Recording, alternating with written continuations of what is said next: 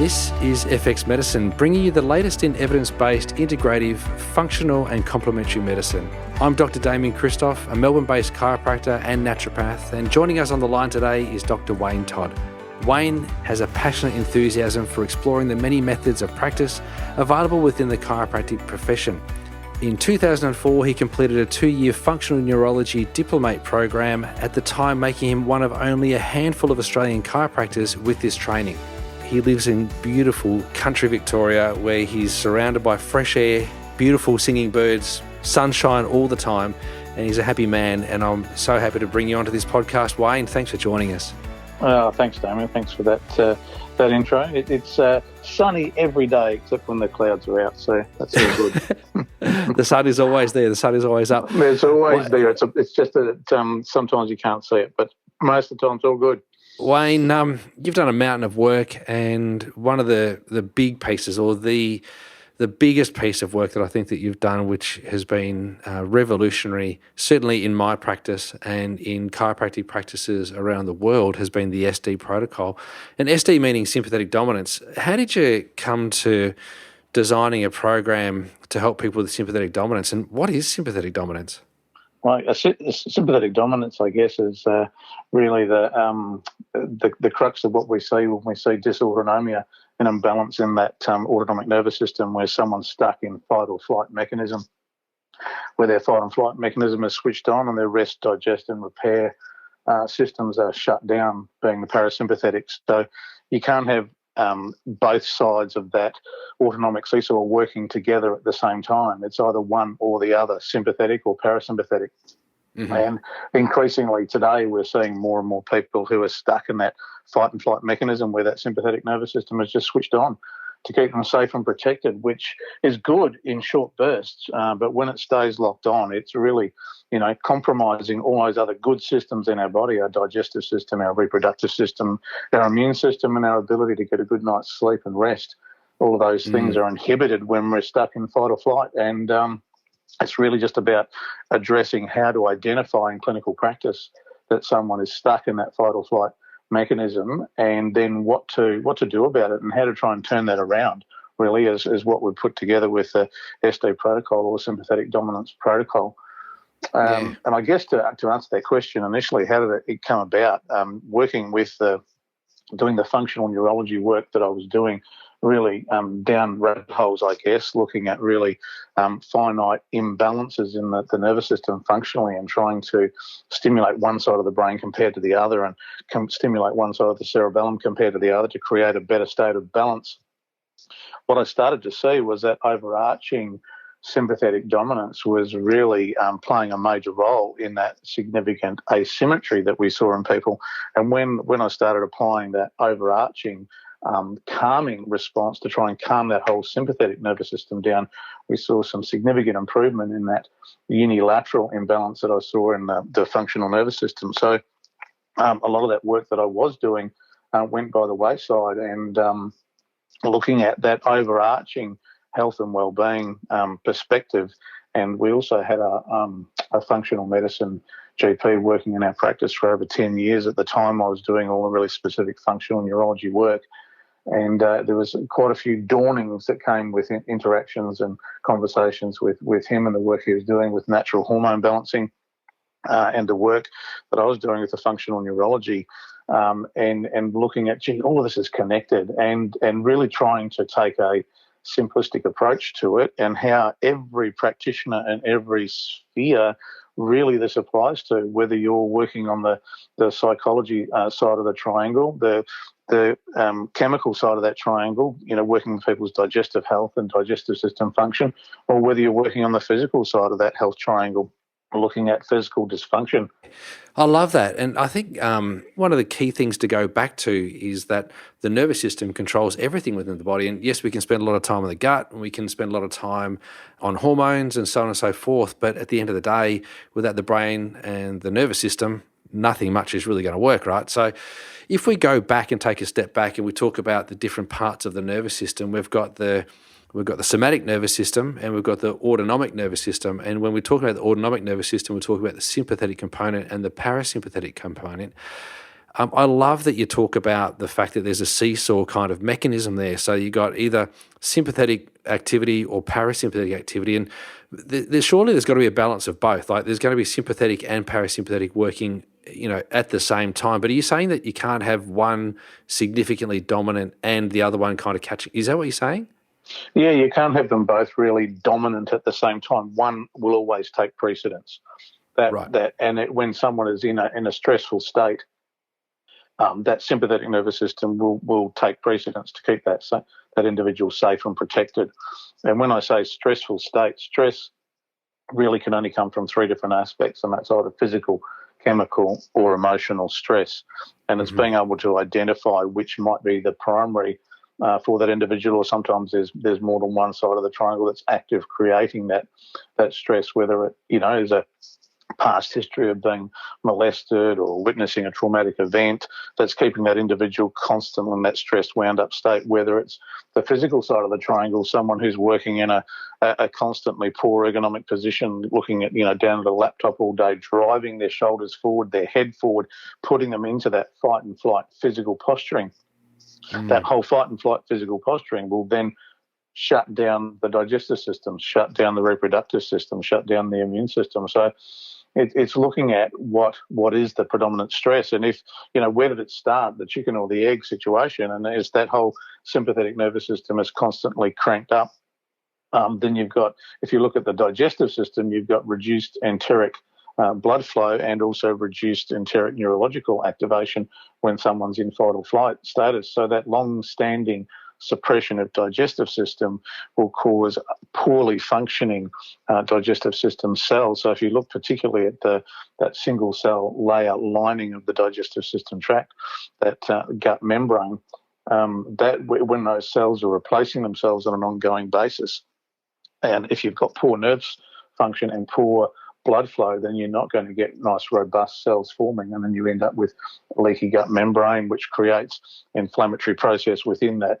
circulatory system and partially digested foods and toxins leaking into the bloodstream, causing an immune response, an IgG response, which then causes the release of inflammatory cytokines, and those inflammatory cytokines will race around the body and attack other tissues, joints and the nervous system, gut lining itself again, lungs, whatever tissue you want to describe that's susceptible to those inflammatory cytokines will be inflamed. And you think, well, where did that whole cycle start?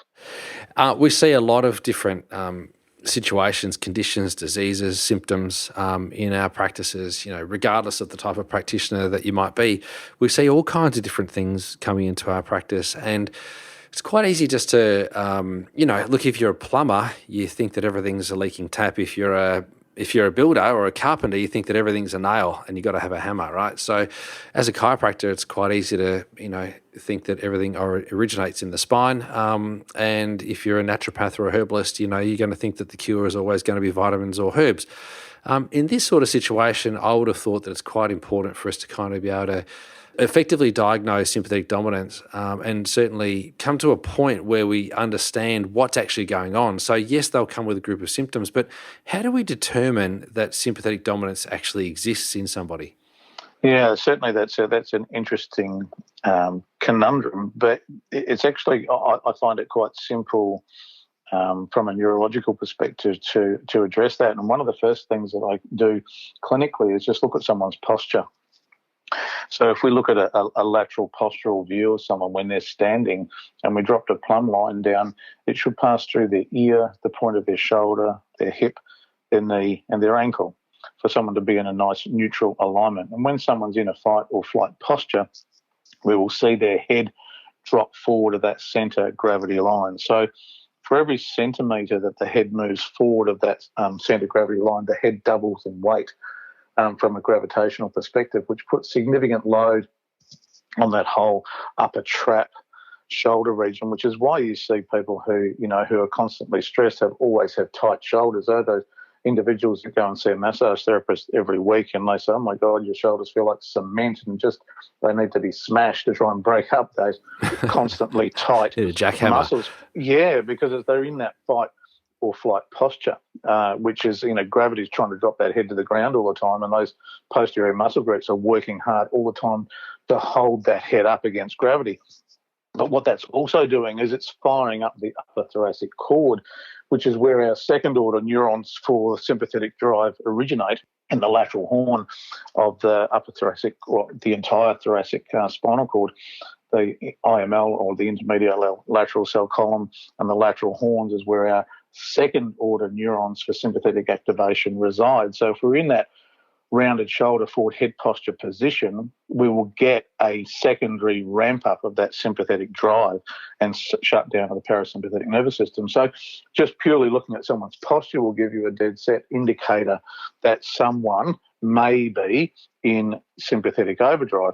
And so I would ask, when I see someone in that posture, ask them a series of quite simple clinical questions, which the more of these that they would answer yes to would give you an indication that they may well be in that fight or flight sympathetic dominance status. Yeah, nice. So kind of you're starting with a questionnaire and more inquiry around symptoms and almost like a syndrome. So it's more like the sympathetic dominant syndrome is kind of where you're coming at it from. Yeah. Do you want me to read some of those symptoms that someone might have? Yeah, do that. Sympathetic dominance. Yeah. So I would say to the individual, do you get shoulder and neck muscle tightness? Are you sensitive to light? Are you sensitive to sound? And those two things would need to be on high alert when you're in that fight and flight mechanism. You're sensitive to light, sensitive to sound. Do you sleep lightly? Do you have vivid dreams? Do you get digestive upsets like bloating, constipation, diarrhea? Do you have elevated blood pressure? Do you feel tired regularly? Do you feel cold? Do you have difficulty losing weight? All associated with an underactive thyroid, which is associated with that whole sympathetic dominance as well. Do you crave sugar and salt? Hormonal imbalances, particularly estrogen dominance, gallbladder dysfunction, uterine fibroids, irritability, headaches, hair loss, thyroid imbalance, polycystic ovarian syndrome, water retention, anxiety or depression. How many of those things would you tick? And often when you pick someone who's in a state of sympathetic dominance, by the time you've got through that list, they have tears streaming down their face. And they're more sympathetically charged. Yeah, how do you know all that about me?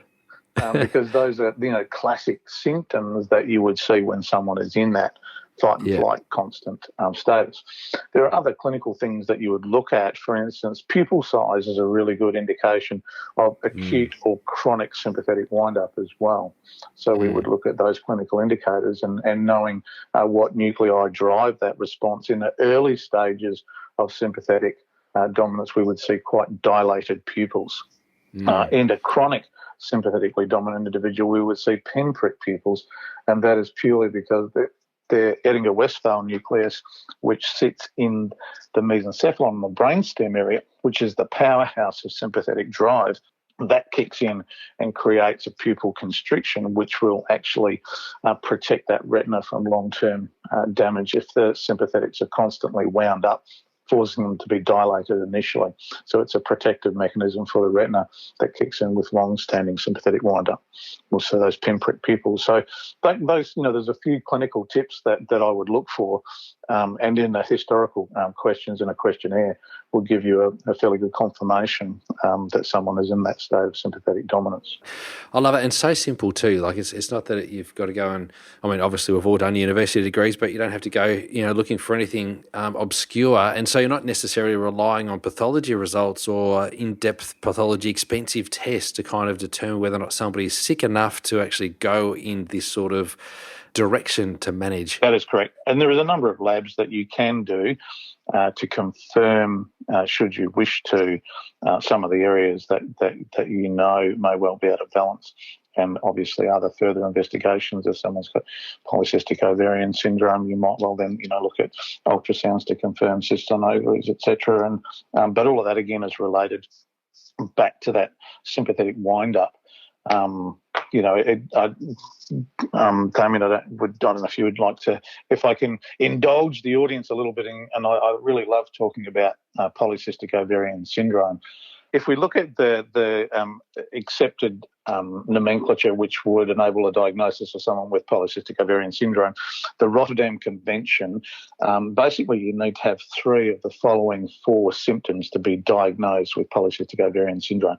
So multiple cysts on the ovaries, and that's typically confirmed with pelvic ultrasound, infertility, anovulation, and the last one is increased testosterone, and that's either confirmed clinically with increased facial and body hair or with lab tests. So 3 of those 4 things to be diagnosed with PCOS.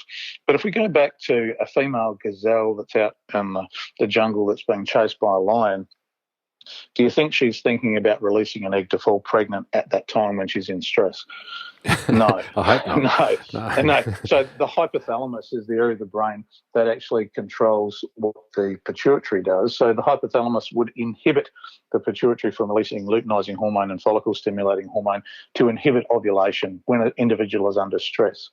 So when ovulation is inhibited, each time an egg is not released from an ovary at that time of the cycle, the ovary forms a cyst. That's why a cyst forms. Cyst forms purely because an egg has not been released. And walls of those cysts generate high amounts of estrogen and testosterone, 2 hormones a female can do without excess amounts of. Elevated estrogen stimulates thickening of the endometrial lining and increased period heaviness, mid-cycle spotting, clotting, etc. But elevated estrogen also inhibits thyroid function because estrogen and thyroxine bind to exactly the same receptor sites on cells. So within the body. So if you imagine a cell to have angled car parks around the outside, if you've got high estrogen, all those car parks are taken up with estrogen. So then thyroxine and circulation can't bind and attach to cells. So you get a relative clinical underactive thyroid. So even though the lab tests are showing that the thyroxine levels are okay and TSH levels are within normal limits, what you classically see with someone who's in that situation over a period of years, their TSH levels are slowly climbing within that normal range until maybe after, having a thyroid function test done every couple of years. After 10 years, they go, oh, now you've got an underactive thyroid. But when you actually look back over the historical lab tests, you're seeing that TSH slowly climbing through the normal range purely because they've had long-standing estrogen dominance inhibiting thyroid function, and then the brain's going, come on, and the pituitary, we need more thyroxine, so TSH is slowly climbing over a period of time. But there's the connection with thyroid function and stress response. But that gazelle, when she's being chased, she's not thinking about releasing an egg, but it has that significant flow-on effect and impact within the body physically, because also high estrogen levels is another known inhibitor to digestive system function and gastric motility, and also increasing biliary stasis is associated with estrogen dominance as well. So hence gallbladder connection. So it's common, if I walk into a room, I see a new patient who's got a thyroidectomy scar on the front of their neck. I say, oh, you've had your gallbladder removed and you've had a hysterectomy, have you? And they'll say, how do you know that? And I'll go, from the scar on your neck. And they'll go, no, that's where I had my thyroid removed, not my uterus and my gallbladder. And I go, yeah, I know that. But that would have been third in the triad. First, you would have had your gallbladder removed. Then you ended up with heavy cycles and fibroids and ended up with a hysterectomy. And then your thyroid was the third in the triad to fall over. So those things are common. And I guess that long term in practice, knowing what I know now, helping people through those processes over 35 years. I didn't know any of this stuff, 15, 20 odd years ago and prior to that. So observing, seeing all these things unfolding with people, not knowing that they were all connected. And now it's really quite refreshing. I've seen that before. Oh, yeah, my goodness, that was that individual now. So when you see someone who's gone through that, you know why that happened, but more importantly, when you see someone younger, you know what you can do to help prevent those potential cycles from occurring. It's really quite powerful stuff. Yeah, totally. And I love that you could consider that you're looking for these sorts of signs and symptoms in somebody younger. Obviously, not everyone who's had a thyroidectomy has also had their gallbladder taken out and a hysterectomy, but that is definitely something that you might actually go, I could look into that, because people people who are presenting with these sorts of symptoms and diseases could also have these concomitant, disease processes also going on, and it's worth considering, of course. And so we are seeing a lot of people being diagnosed with thyroid disease these days. Now, I'm dubious and I'm doubtful as to whether or not the epidemic of thyroid disease is as big as what it appears to be, and I wonder whether or not that's just maybe we're barking at shadows. Potentially, we could be looking at sympathetic dominance, but maybe we're looking for sympathetic dominance because we're chiropractors, but. Obviously, the SD protocol or sympathetic dominance can be managed through multiple channels. And of course, chiropractic is part of that. How else would another practitioner come into the sympathetic dominance space? So how does a naturopath come into the sympathetic dominance space? How does a psychologist or an exercise, phys come into this space? An exercise physiologist, there's particular exercises that will be really important for someone who's in a state of sympathetic dominance. For instance, we would not want them to be working on their anterior muscle groups above T6, so the upper half of their body. We really want them to be focusing on stretching those muscles in the anterior half and toning the muscles in the posterior half, and vice versa for the lower half of the body, because we don't want to be driving that whole fight and flight posture. We want to be working on building up the extensors in the upper body and taking away from that whole fight and flight drive posture. So an exercise physiologist would have a huge part to play on the physical toning and conditioning of muscles that would take someone into that status. From a naturopathic perspective, certainly if we look at someone with long-standing sympathetic drive that's inhibiting that digestive system function, we've really got to try and turn that digestive system function around, get that leaky gut membrane healed, take the appropriate supplements and nutrients and bone broths and probiotics, remove inflammatory foods from the diet, help people with a diet plan to change and get rid of those inflammatory cytokines out of their diet.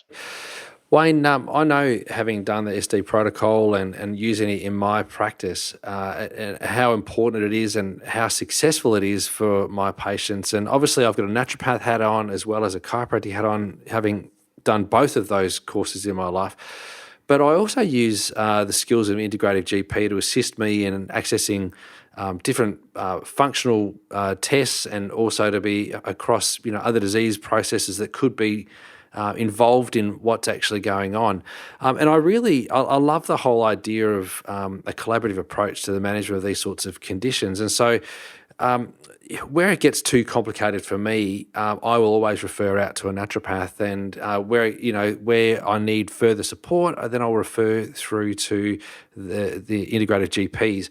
And for psychological support where it's required, that's far more, it's way outside my scope of practice, I'll refer to a psychologist or a counsellor. That's kind of where I go. And I think it's really nice for people to, be mindful that we can't be all to everyone. I think it's, it's important to understand what your skill set is and understand, where your strengths actually are.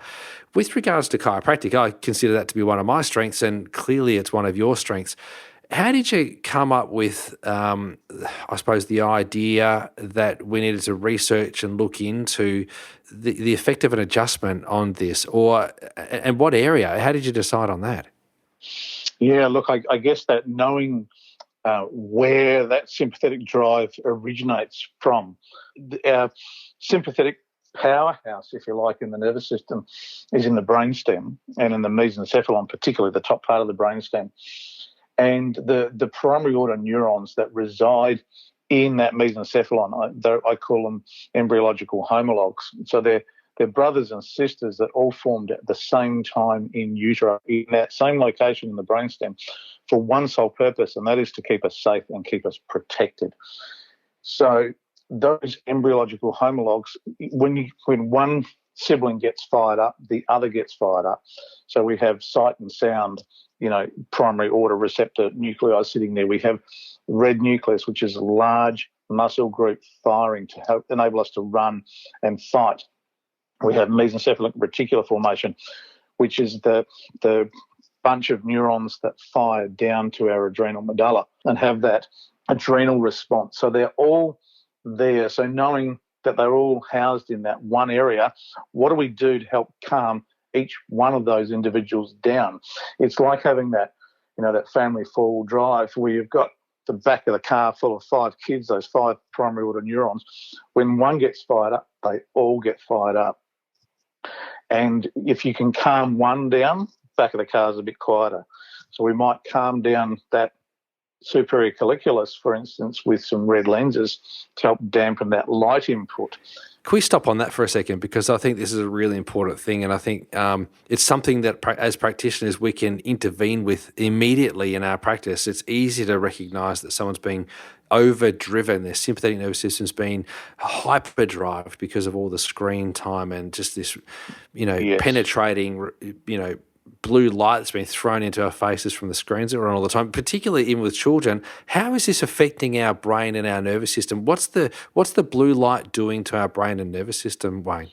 If we take ourselves really back to caveman days, I love the analogy. We really need to be out in the normal daylight during the day, and then when that sun goes down, we should not be having any blue light impacting our system, our neurological system. So when that sun goes down in the caveman days, we'd be sitting around the campfire, that red glow, and it calms the brain down, enables our pineal gland to start producing melatonin when that sun goes down. When we've got blue light stimulating our retina, our melanopsin receptors in our retina are inhibiting the pineal gland from producing melatonin. But when the sun goes down, we're bombarded with blue light coming out of televisions, telephones, computers, laptops, LED lights, halogen lights, blue light all around us. And then we wonder why people can't sleep, because they haven't had that melatonin production occurring because we've had all this artificial blue light bombarding our nervous system.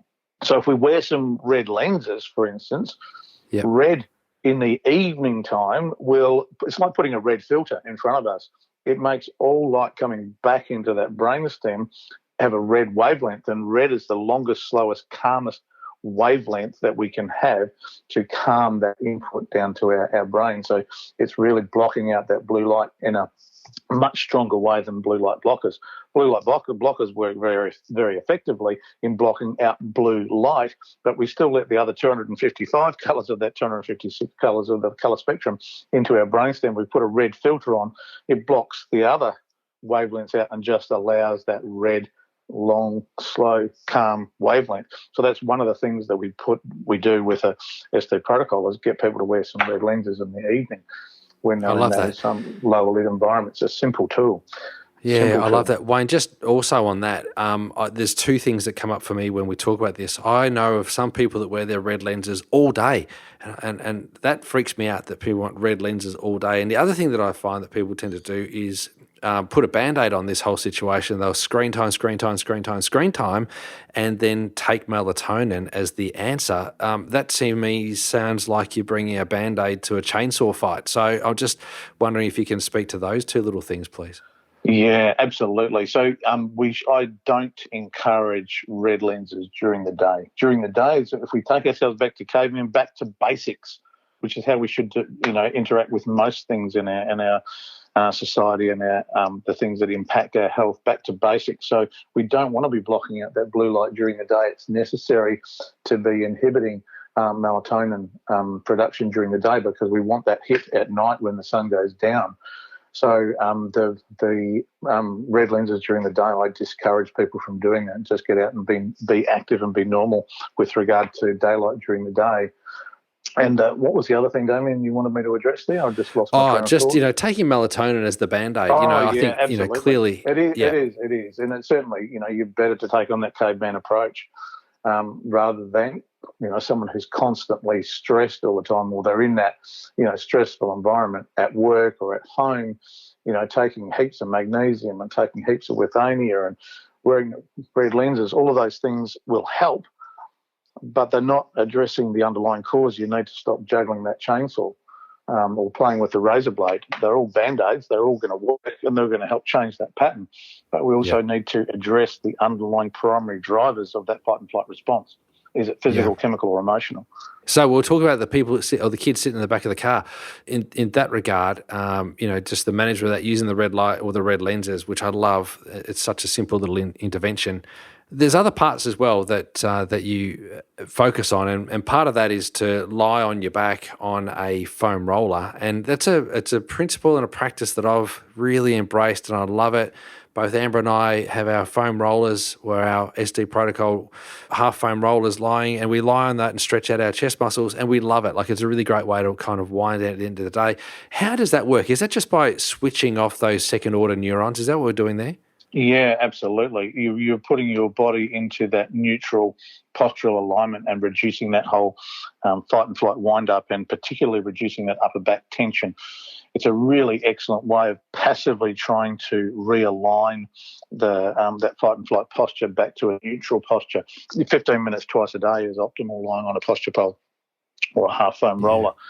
But it's also really important throughout the day to have your ergonomic setup as correct as it can be, and being put into place mindfulness with regard to your postural pattern, bringing your chest up, shoulders back, tucking your chin in. And then also, if you're doing any gym work, you want to be minimising pec decks, bench presses, push-ups, minimising all of those things that are driving your body into that whole fight and flight posture. So the posture pole or the half foam roller is an excellent tool or strategy that can be put into place to reduce that whole physical sympathetic drive. And also, I get people to do some meditation while they're on the posture pole. Kill two birds with one stone. Plug in some Smiling Mind or whatever other app that you have that if you feel you can relate to with regard to meditation, just to switch that busyness of the brain off as well. I love that. What a great idea. Multitasking, I'm not really good at that, but that sounds like two simple things that you could easily do. So I love that. Now, from a nutritional perspective too, Wayne, there's important things to consider. Obviously, you mentioned earlier on about an inflammatory diet, winding that back, trying to find ways in which we can manage a leaky gut sort of profile that somebody might actually have. But there'll be also some nutritionals that we might be, looking to use. And in my practice, yes, we look to use nutrition where appropriate. My preference is diet first and then supplements later. When we get to the supplements piece, what are the sorts of supplements? Magnesium's clearly one of those things, but what else might you consider? Definitely magnesium, and certainly withania is certainly very, very beneficial for helping to calm and normalise the adrenals. It's an adrenal adaptogen, so it works extremely well. But magnesium, definitely, when we're under stress, we burn magnesium like it's going out of fashion, and you can't store it either. So magnesium is certainly vital. For those women who have significant hormonal imbalances associated with that sympathetic drive and estrogen dominance, there are a number of other natural supplements that they can take to help reduce their relative estrogen levels. Indolplex as an example. As a younger individual, Chase Tree or Vitex Agnus Castus is certainly important in helping increase that luteal phase of the cycle. For those women who are perimenopausal, seeing your functional medicine doc and getting a script with some bioidentical progesterone cream, certainly that will help with a lot of the symptomatic outflow that occurs at the different times in those hormonal lifespan, I guess, and taking what's appropriate for those individuals given their age to help create a fairly rapid symptomatic change, whilst also looking at that underlying primary premise of reducing stress physically, chemically and emotionally. Yeah, I love that. Now, Wayne, as a naturopath, I practiced for a number of years as a naturopath, over a decade actually, just solely as a naturopath, and then went on to then practice as a chiropractor.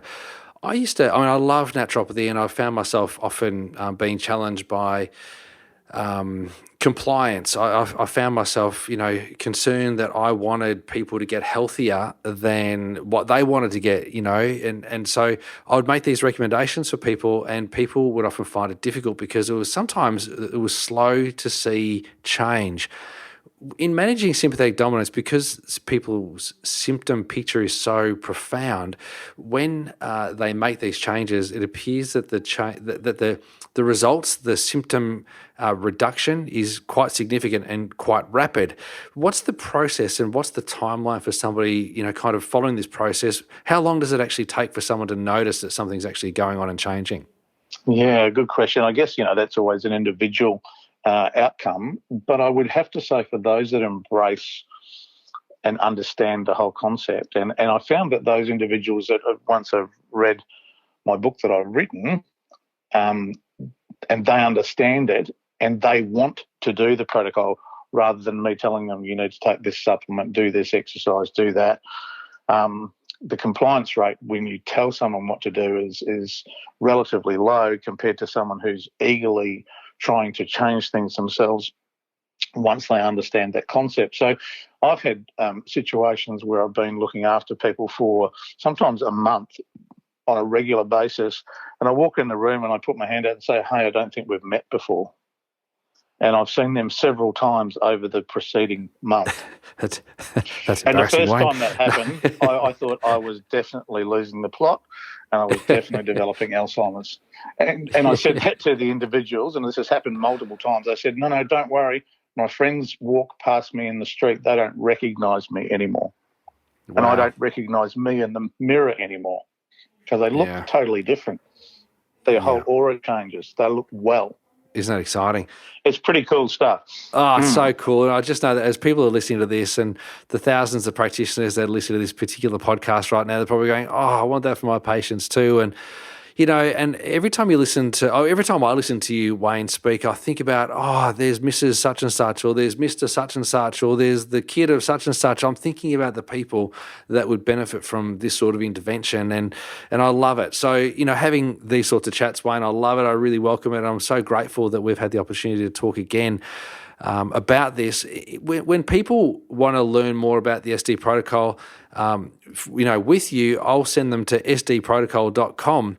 But in the past, pre-COVID, we used to do classes and lessons and seminars with you. How are you managing that these days? Even better. So we have online modules for practitioners to do the online practitioner SD training. Mm-hmm. And so they could leave it at that, doing the online training, which is equivalent of 4 days of individual workshopping. Wow. And so would that be all CPD for practitioners as well? Yes, CPD for all of that as well. Yeah. And there's there's about 85 videos throughout that training. There's quizzes, etc. So at the end of it, you should be fairly comfortable with the theory of sympathetic dominance. And then we have a one-day virtual workshop, so that can be done from your own home as well for any practitioner. And that is really going through the nitty-gritty of how to implement it into practice, how to answer those difficult questions, and how to look at it from many different sides of the triangle, no matter what style of practice you're running and what type of practitioner you are. So we have that one-day virtual workshop to finish off the online theory training. Wayne, I want to thank you again. I know you're up in Darwin in the Northern Territory, and I'm very jealous of where you are right now, given that I'm in Victoria and still in lockdown. But you're doing great things around the world, and I want to thank you for all the great work that you continue to do and the message that you're spreading. I know that the people that listen to this podcast will have got a lot from it, and thanks so much for joining us today. Oh, thank you, Damian. You're more than welcome, and also thank you and appreciate the work that you're doing and helping change people's lives. And it's what we can take to our graves with us, that we hopefully have helped at least one person see their aha moment and turn them around. Yeah, absolutely. Thanks so much, Wayne. Catch you soon. Appreciate it, Damian. Bye-bye. Thanks, everyone, for listening today. Don't forget that you can find all the show notes, transcripts, and other resources on the FX Medicine website. I'm Dr Damian Kristof, and thanks for joining us.